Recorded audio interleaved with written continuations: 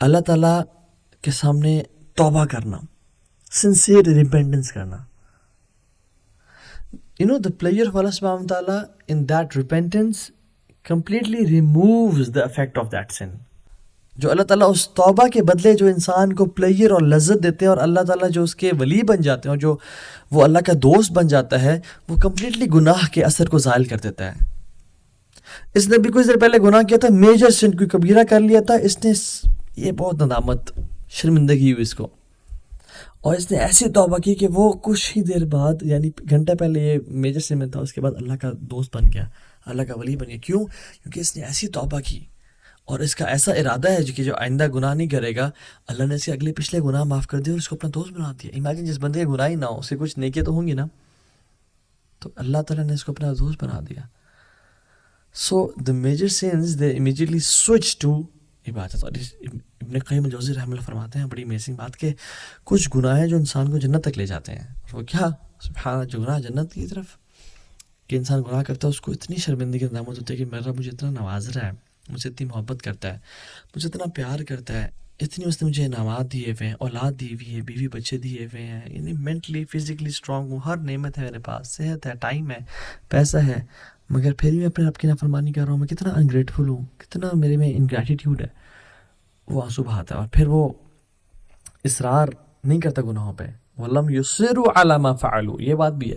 پھر وہ گناہوں پہ اصرار نہیں کرتا, پھر وہ پلٹ جاتا, اس کی لائف چینج ہو جاتی ہے, پھر وہ اللہ کے نبی کا طریقہ اپنا لیتا ہے, اور پھر یعنی سبحان اللہ, یہ بیکمز ولی اللہ سبحانہ وتعالیٰ. آپ ایگزامپلس دیکھتے نہیں ہیں پاسٹ میں. ایک ہائی وے رابر تھا جو چوریاں کرتا تھا, یعنی بدترین کام, وہ امام بن گیا توبہ کے بعد. فضیل ابن عیاض رحمہ اللہ, ان کی بات کر رہا ہوں میں. اسٹوری آف اے مین بنی اسرائیل, کہ جب اللہ تعالیٰ کے ساتھ وہ اتنے بغاوت کرتا تھا تو رین اور بارش ہونا بند ہو گئی اور قحط پڑ گیا. تو موسیٰ علیہ السلام نے اپنی قوم کے ساتھ دعا کرنے کے, اللہ تعالیٰ نے کہا کہ ایک تمہاری قوم میں شخص ہے جس میں اتنی جرأت ہے کہ وہ باغی اور ڈنکے کی چوٹ پہ یعنی میری نافرمانی کر رہا ہے. اس کو بولا وہ توبہ کرے یا نکل جائے, نکل جائے یہاں سے. میں پھر بارش, میں نے اس کی وجہ سے بارش کو روک کے رکھا ہے کہ وہ میرا گستاخ ہے. تو موسیٰ علیہ السلام نے کہا, تو اس بندے نے کہا کہ یا رب, جب میں تیرا گناہ گار اور باغی بندہ تھا, مجھے تو نہیں کہتا, میں ایکسپوز نہیں کیا یا رب, اب میں تجھ سے توبہ کرتا ہوں, مجھے تو معاف کر دے, مجھے ایکسپوز نہ کر, میں پلٹتا ہوں تیری طرف. وہ کوئی نکلا نہیں اور بارش ہونا شروع ہو گئی. اللہ اکبر.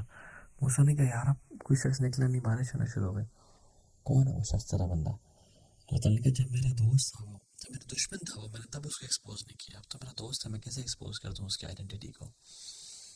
امیجیٹ ایک گناہ گار تھا, توبہ کی, سنسیئر ریپینٹنس, آنسو بہائے, اور یہ نہیں کہ دوبارہ گناہوں کی لائف میں, پھر اسے لائف پہ چینج کی. ٹرو ریپینٹنس از چینجڈ بیہیویئر, ایٹیٹیوڈ.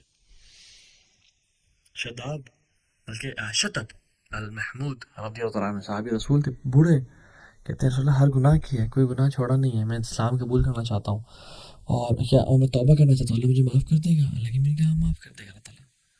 مالک بن دینار کو دیکھ لیں, شرابی کبابی تھے, گناہوں میں تھے, سچی توبہ کی تو انشاءاللہ یہ لوگ اولیاء میں سے ہیں.